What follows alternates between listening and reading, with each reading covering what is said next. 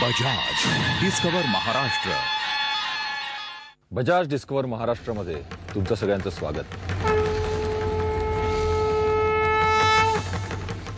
उत्तर कोकण किनारपट्टीवर अरबी समुद्रावरून होणारी परकीय आक्रमणं थोपवून धरण्यासाठी किल्ल्यांची एक लांबच लांब रांग दिसते. यात शिरगावपासून मुंबईपर्यंत अनेक किल्ले आहेत. यापैकी आज मी तुम्हाला शिरगावला घेऊन जाणार आहे. बजाज डिस्कवर महाराष्ट्र महास्पर्धा प्रत्येक एपिसोडमध्ये विचारल्या गेलेल्या प्रश्नांची सर्वाधिक अचूक उत्तरे देणाऱ्या विजेत्यास मिळेल बजाज डिस्कवर DTS SI 100cc बाईक. तेव्हा पाहत राहा बजाज डिस्कवर महाराष्ट्र.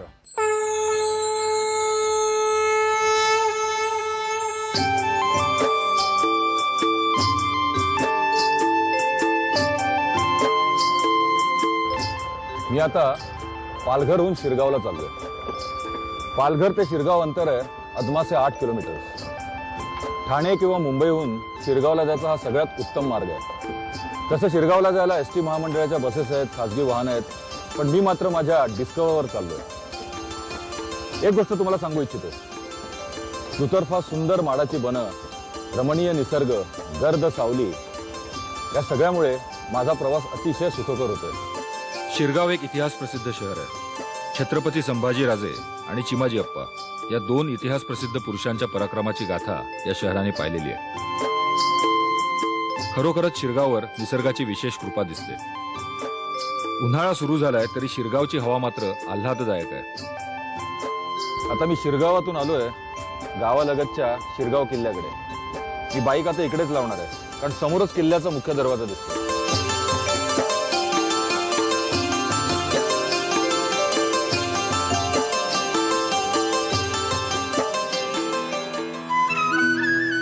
अगदी गावालगत आणि भर लोकवस्तीत असून सुद्धा हा किल्ला अतिशय चांगला मेंटेन केलाय.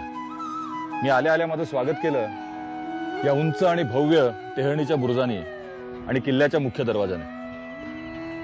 किल्ल्याच्या मुख्य प्रवेशद्वाराची एक खासियत आहे. कुठल्याही किल्ल्याचं प्रवेशद्वार तटात थेट समोर असतं, पण शिरगावच्या किल्ल्याचं प्रवेशद्वार बुरुजाच्या भिंतीत आहे. किल्ल्याच्या मुख्य दरवाजा लगत असलेल्या टेहळणी बुरुजावर एक षटकोनी आकाराचा छज्जा बांधलाय. हा मनोरा किल्ल्याच्या सौंदर्यात आणखीनच भर घालतोय. बुरुजावरच्या मनोऱ्याचं निरीक्षण करतच मी प्रवेशद्वाराकडे निघालो. हा आहे किल्ल्याचा मुख्य दरवाजा. हा किल्ल्याच्या उत्तरेला आहे. ठाणे जिल्ह्यात अर्नाळ्याच्या तोलामोलाचा उत्तम बांधकाम असलेला आणि स्थापत्यकला दाखवणारा असा हा किल्ला आहे. किल्ल्यात शिरल्यावरच किल्ल्याची मजबूत बांधणी नजरेत भरते. किल्ल्यातल्या भिंती आणि आतले कोनाडे हे आजही चांगल्या अवस्थेत आहेत. 1818 मध्ये पेशवाई बुडाल्यावर हा किल्ला इंग्रजांच्या ताब्यात गेला. 1860 पर्यंत या किल्ल्याची अवस्था अतिशय उत्तम होती. मात्र नंतरच्या काळात इंग्रजांचंही या किल्ल्याकडे दुर्लक्ष झालं आणि किल्ला ओस पडला. शिरगावचा किल्ला गुजरातच्या सुलतानानं बांधला. नंतर तो पोर्तुगीजांनी ताब्यात घेतला. 1739 मध्ये प्रचंड पराक्रमाने चिमाजी अप्पाने हा जिंकून घेतला आणि 1772 मध्ये मराठ्यांनी याची पुन्हा डागडुजी केली.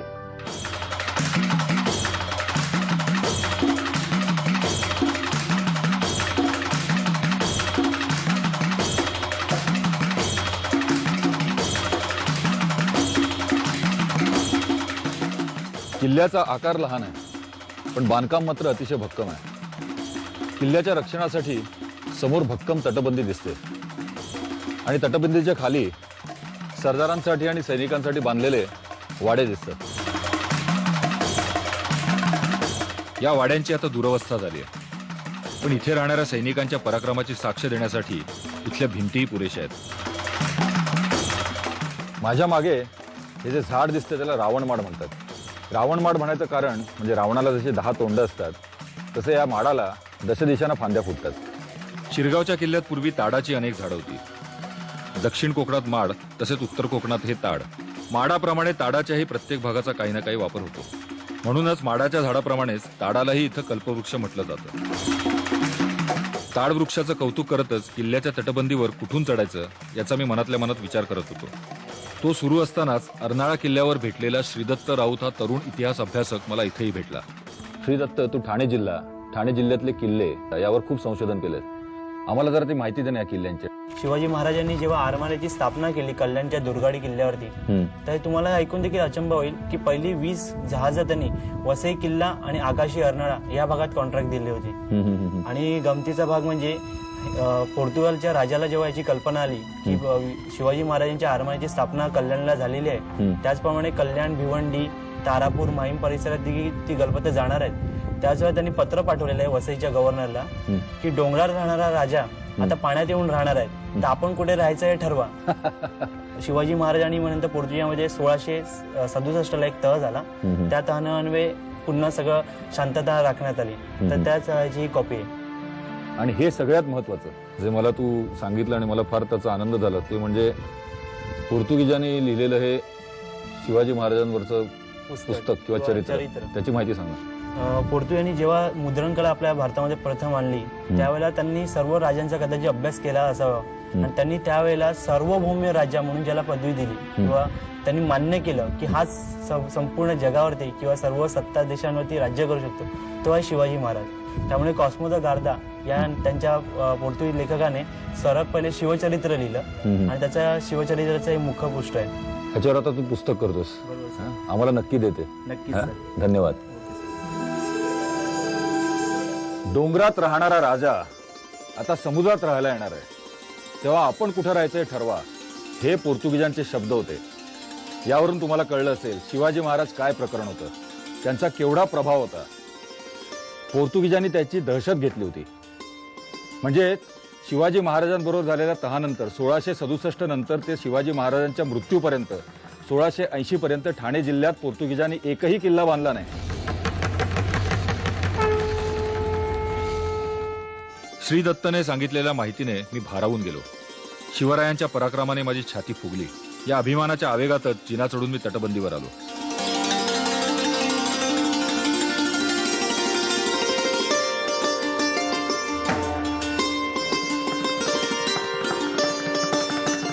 शिरगावच्या किल्ल्याची तटबंदी अजूनही उत्तम अवस्थेत आहे. या तटबंदीवरून चौफेर व्यवस्थित फिरता येतं. टेहळणी करत गडाचा मस्त फेरफटका मारता येतो.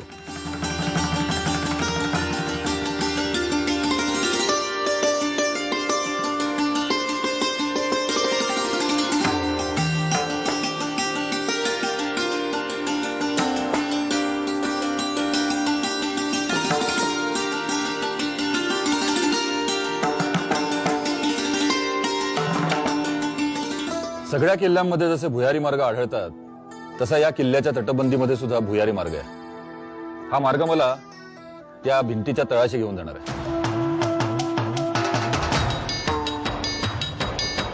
मी भुयारी मार्गानं पायऱ्या उतरायला सुरुवात केली, पण सावधपणेच, कारण आता हा मार्ग वापरात नाही. पूर्वीच्या काळी अडचणीच्या वेळी शत्रूच्या तावडीतून निसटण्यासाठी या मार्गाचा वापर केला जायचा.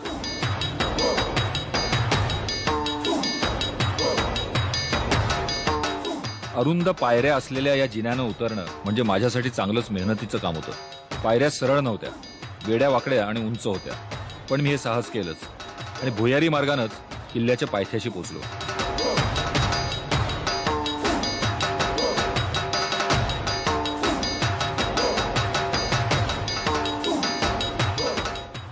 मजा आली.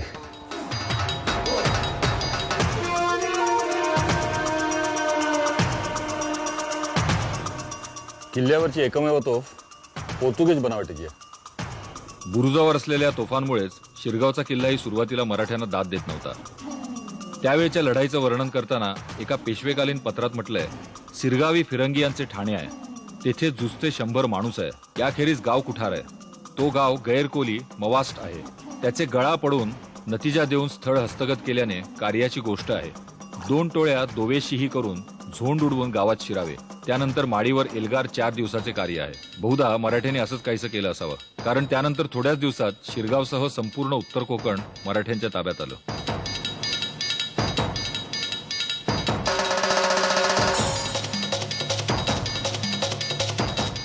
प्रवेशद्वाराच्या बुरुजावर बांधलेल्या मनोऱ्यातून शिरगावच्या लोकवस्तीचं आणि समुद्राचं मस्त दर्शन घडत होतं.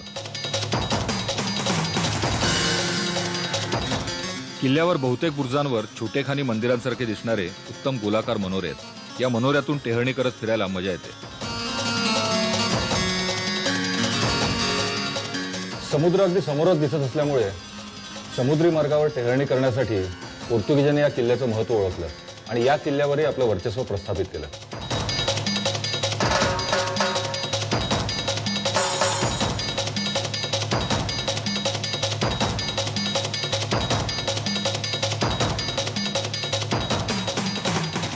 मी तटावरून खालच्या मोकळ्या जागेकडे नजर फेकली. तिथं गावातली मुलं क्रिकेट खेळत होती.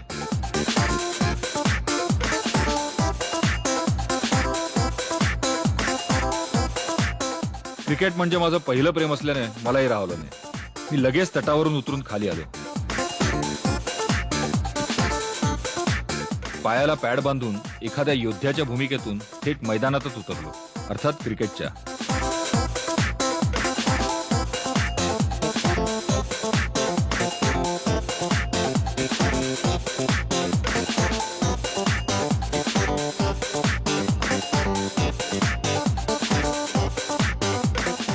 आणि मग रणांगणावर मराठ्यांची तलवार जशी सपासप चालायची तशी माझी बॅट क्रिकेटच्या पिचवर चौफेर तळपू लागली.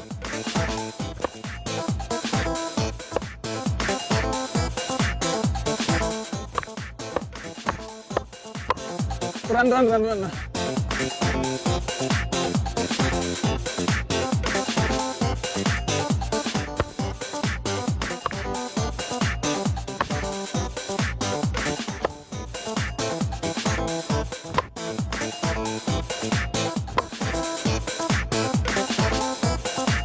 बॉलिंग आणि फिल्डिंग करणाऱ्यांना पुरेसं नामोहरम केल्यावर मगच मी मैदान सोडलं आणि पुढच्या स्वारीच्या दिशेने निघालो. मी आता आलोय माहीम गावात. माहीम शिरगावपासून 3 ते 4 किलोमीटर अंतरावर आहे. हा सगळा परिसर म्हणजे पूर्वीच्या बिंबराजाची महिकावती नगरी होती. आता या किल्ल्याचे फारसे अवशेष शिल्लक नाही आहेत. जे काही तटबंदीचे अवशेष आहेत ते गावात इतस्ततः विखुरले आहेत. तेच मी आता तुम्हाला दाखवणार आहे. माहीमचा किल्ला केळवे माहीम परिसरात असलेल्या इतर 2 किल्ल्यांपेक्षा थोडा मोठा आहे. या किल्ल्याची लांबी 550 तर रुंदी 250 फूट आहे. माहीमचा किल्ला हा मुळात पाणकोट किल्ला. इतिहासात याचा संदर्भ आढळतो तो 1684 साली संभाजी महाराजांनी याला वेढा घातला होता. हा जरी पाणकोट किल्ला असला तरी आता मानवी वस्तीच्या आक्रमणामुळे हा आता भुईकोटच झालाय.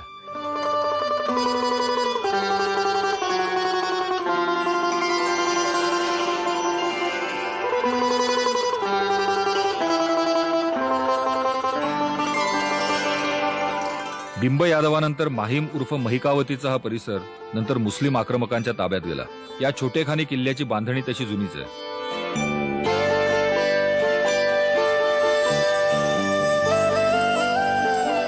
ही बाले किल्ल्याच्या आतली प्रशासकीय इमारत असावी असं संशोधकांचं म्हणणं आहे. इसवी सन 1400 मध्ये गुजरातच्या सुलतानानं जेव्हा हा परिसर जिंकला तेव्हाही हा किल्ला अस्तित्वात होता.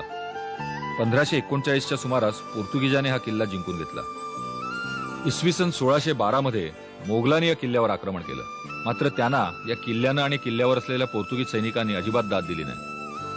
मोगलानंतर तब्बल 1 शतकानं पेशव्यांनी माहीमच्या किल्ल्यावर आक्रमण केलं. मात्र सुरुवातीला मराठ्यांनाही माघारच घ्यावी लागली. तब्बल वर्षभर या किल्ल्याशी झुंजल्यावर 20 जानेवारी 1739ला मराठ्यांनी या किल्ल्याचा ताबा घेतला. यावरून माहीमचा किल्ला किती बुलंद आणि महत्वाचा होता हे लक्षात येतं. बहुतांशी किल्ल्याची जरी पडझड झालेली असली तरी वरच्या भागात पूर्वी दिलेला निळा रंग अजूनही शाबूत आहे. आता जी मंडळी संशोधन करतायत ते या रंगाचा शोध लावून म्हणजे हा रंग कुठल्या प्रकारचा आहे त्याचा शोध लावून तसाच रंग या इमारतीला देणार असा ऐकिवात आहे. किल्ल्याचं पूर्वीचं वैभव आता नावालाही राहिलेलं नाही. पूर्वी या किल्ल्याच्या तटबंदीत समुद्राच्या दिशेने 3 आणि जमिनीच्या दिशेने 4 असे एकूण 7 बुरुज होते. आता मात्र हे बुरुज शोधावेच लागतं. किल्ल्याचे असे जुने अवशेषच मी शोधत होतो.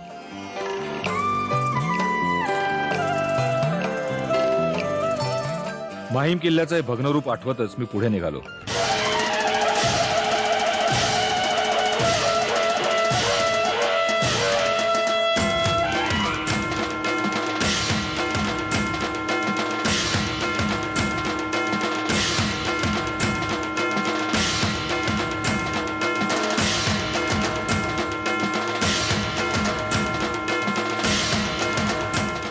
माहीमच्या जवळच केळवे गाव आहे. केळवेचं पूर्वीचं नाव कर्दळीवन. इथे एक भुईकोट किल्ला आहे. त्याला म्हणतात केळव्याचा भुईकोट किल्ला. आता आपण तिकडेच जाणार आहोत.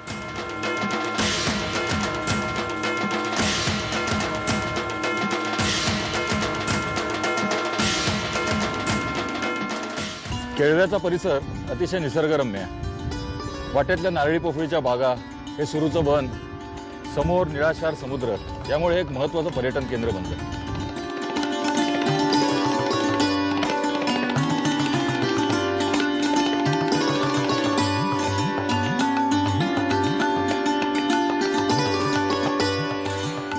मी चालायला सुरुवात केली.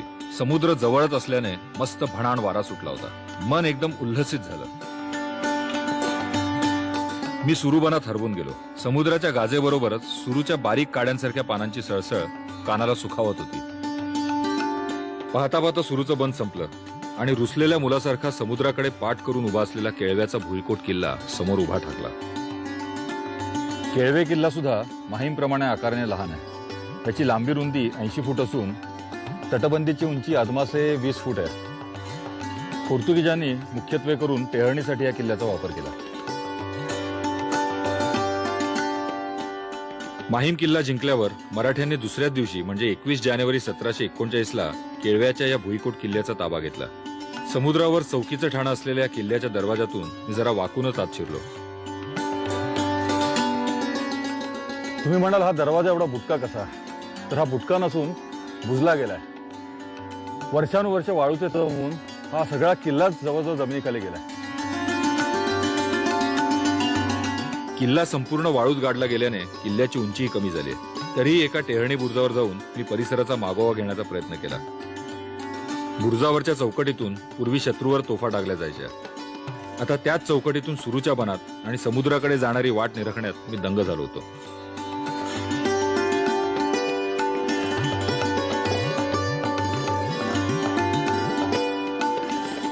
अगदी वरून बघितलं तर या किल्ल्याचा आकार एखाद्या चांदणीसारखा आहे.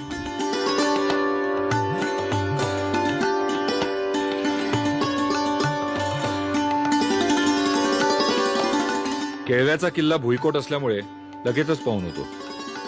पूर्वी सैनिकांच्या घराचे आणि पोर्तुगीजकालीन चर्चचे अवशेष पाहायला मिळायचे, पण आता तेही उरलेले नाहीत. खिन्न मनस्थितीतच मी केळवे किल्ल्याचा निरोप घेतला.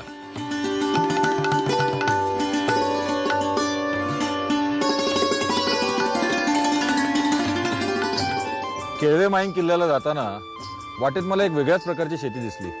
सगळीकडे मोठमोठे पाण्याचे तलाव. म्हटलं काय आहे? जरा विचारणा केली तेव्हा मला असं कळलं की जगताप नावाचे गृहस्थ इथे प्रॉन्सचं कल्चर करतात, प्रॉन्सची शेती करतात, म्हणजे कोळंबीची शेती. आपण त्यांनाच विचारूया नक्की ते काय करतात. जगताप साहेब, तुम्हीच आम्हाला सांगा की शेती कशी केली जाते. साहेब, ह्या ठिकाणी आपण 1-1 हेक्टरचे 1-1 पॉन्ड तयार केलेले आहेत. तर याची उत्पादनाची क्रिया अशी असते की आम्ही पॉन्ड प्रिपेअर करतो. प्रिपेअर केल्यानंतर त्याच्यामध्ये 1.5 मीटर पाणीची वॉटर कॉलम ठेवतो आणि त्याच्यामध्ये पिल्लं मद्रासवरून ज्या हॅचेरी आहेत त्यांच्याकडे, आपल्याकडे इथे कोळंबीची नर आणि मादी मिळत नसल्यामुळे मद्रासवरून आपण सीड आणतो. एक नर आणि मादी 3 लाखापर्यंत अंडी देते आणि त्यातून पिल्लं मिळतात. त्यामुळे त्याची किंमत फक्त 50 पैसे असते एका पिल्लाची. आणि एका पॉन्डमध्ये आपण फक्त गव्हर्नमेंटच्या नियंत्रित कायद्यामुळे त्याच्यामध्ये एका पॉन्डमध्ये आपण 60,000, एका हेक्टरच्या याच्यामध्ये 60,000 पिल्लंच टाकू शकतो. त्याच्यातलं ऑक्सिजन कन्झ्युम झाल्यानंतर त्याच्यात ऑक्सिजनची लेवल कमी होते. तर त्यासाठी आम्ही हे एरेटर बसवले. हे थायलंडचे इम्पोर्टेड एरेटर्स आहेत. एका पॉन्डमध्ये साधारणतः 4 ते 6 एरेटर ऑक्सिजनचे आम्ही पुरवतो. सुरुवातीला पिल्लं लहान असताना 6 तास चालवतो, नंतर 8 तास, आता 14-16 तास चालतो. एवढा ऑक्सिजन लागतो. हो, ऑक्सिजन लागतो. मी जगताप साहेबांबरोबर त्यांच्या प्रॉन्स फार्मिंग हाऊसवर गेलो. या तळ्यात ते कोलंबीची शेती कशी करतात याची मला उत्सुकता होती. त्यांच्या कोलंबीच्या फार्मवर काम करणाऱ्या मुलानं कोळ्यांच्या जाळ्यासारखं एक छोटंसं जाळं तळ्यात फेकलं आणि लगेच बाहेरही काढलं. पण फेकताना रिकाम असलेलं जाळं आता मोठमोठ्या कोळंब्याने भरलेलं होतं.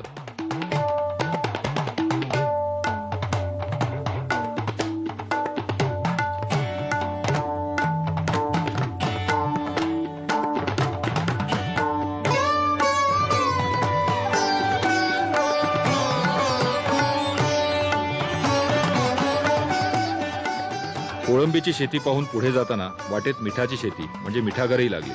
पांढऱ्या शुभ्र मिठाच्या राशी बघून क्षणभर गांधीजींनी केलेल्या मिठाच्या सत्याग्रहाची आठवण झाली.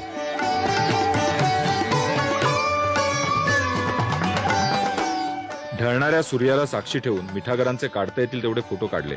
मिठाच्या पांढऱ्या ढिगाऱ्या आडून सूर्यास्त पाहण्याचा आनंदही काही वेगळाच होता.